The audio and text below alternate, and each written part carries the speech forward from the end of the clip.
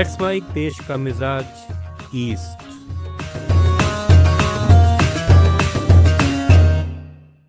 ये है let's mike modern radio और आप सुन रहे हैं पूर्वी भारत की खबरें।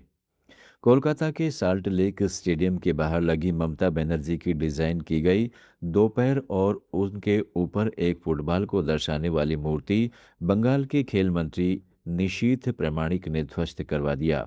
यह मूर्ति 2017 में लगी थी। खेल मंत्री ने स्टेडियम के आसपास फूड कोर्ट और बुनियादी ढांचा सुधारने का ऐलान किया।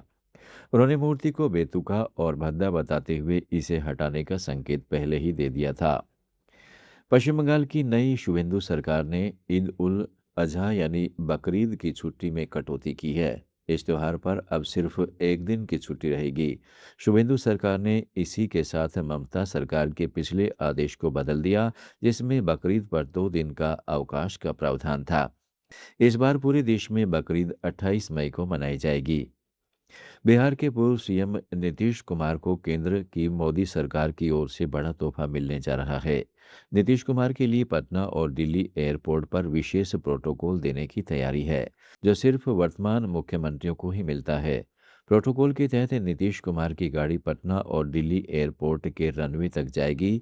वहां से वो अपने गंतव्य के लिए प्लेन या हेलीकॉप्टर पर उड़ान भरेंगे। बिहार सरकार ने स्कूली बच्चों और शिक्षकों के हित में एक और बड़ा कदम उठाते हुए शनिवार को आधे दिन के कार्य दिवस वाली पुरानी व्यवस्था बहाल करने का निर्णय लिया है। सूत्रों के अनुसार नए निर्णय के तहत अब राज्य के सरकारी स्कूलों में शनिवार को आधे दिन की पढ़ाई होगी।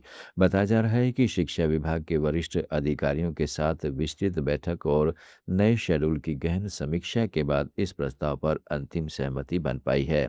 शिक्षा मंत्री मिथिलेश तिवारी जल्द ही इस नई व्यवस्था की आधिकारिक घोषणा करेंगे। बिहार के पूर्णिया जिले में कस्बा थाना क्षेत्र के तारानगर में आग लगने के बाद बवाल हो गया। आग की शुरुआत एक नाश्ते की दुकान से हुई थी। देखते ही देखते आग से 2 दुकानें और 4 घर जलकर खाक हो गए।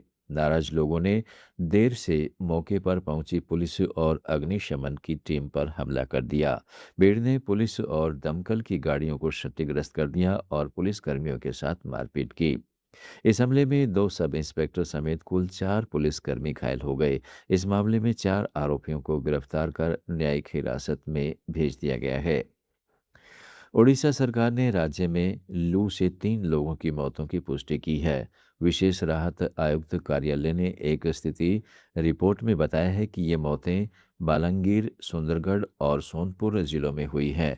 लू से संबंधित 16 मौतों की जांच की गई है और इनमें से 3 की मौत लू लगने से होने की पुष्टि हुई है। रिपोर्ट में कहा गया है कि 4 मामले लू के कारण नहीं पाए गए, जबकि शेष मामलों की जांच जिला अधिकारियों द्वारा की जा रही है। झारखंड के बिरसा मुंडा सेंट्रल जेल में एक महिला कैदी के कथित यौन शोषण और गर्भवती होने के मामले में नया मोड़ आ गया है। महिला कैदी ने ऐसे किसी मामले से इनकार किया है। उपायुक्त मंजूनाथ भजंत्री को लिखे पत्र में महिला ने कहा है कि उसके साथ जेल में कुछ भी गलत नहीं हुआ है और वे कोई जांच नहीं चाहती, क्योंकि मामले में सभी आरोप गलत हैं। उपायुक्त ने बताया है कि जांच टीम इस मामले की विभिन्न पहलुओं से जांच कर रही है। बता दें कि महिला कैदी से यौन शोषण का मामला झारखंड हाई कोर्ट के प्रक्रियाधीन है। अगली सुनवाई 8 जून को होनी है। छत्तीसगढ़ के मुख्यमंत्री विष्णुदेव साय का कोरिया में एक अलग ही रूप देखने को मिला। आमतौर पर शांत और सहज रहने वाले साय शिकायत सुनकर भड़क गए। उन्होंने कोरिया जिले के सहायक आयुक्त सहकारी संस्थापक को सस्पेंड कर दिया। सुशासन तिहार के दौरान मुख्यमंत्री साय कोरिया जिले में आयोजित कार्यक्रम में पहुंचे थे। समीक्षा के दौरान उनसे सहायक आयुक्त आयुष प्रताप सिंह के खिलाफ कार्य में लापरवाही को लेकर कई शिकायतें की गई थीं। साय ने शिक्षा व्यवस्था पर भी नाराजगी जताई है। बिहार, पश्चिम बंगाल, उड़ीसा, झारखंड और छत्तीसगढ़ की ताज़ा खबरों के इस बुलेटिन को रोजाना सुनने के लिए डाउनलोड करें लेट्स माइक ऐप। जुड़े रहिए लेट्स माइक के साथ। आप सुन रहे थे let's mike modern radio. Follow कीजिए हमें हमारे सोशल मीडिया प्लेटफॉर्म्स पर। It's time for news. It's time for Modern Radio. Presenting the first radio news app, Let's Mic.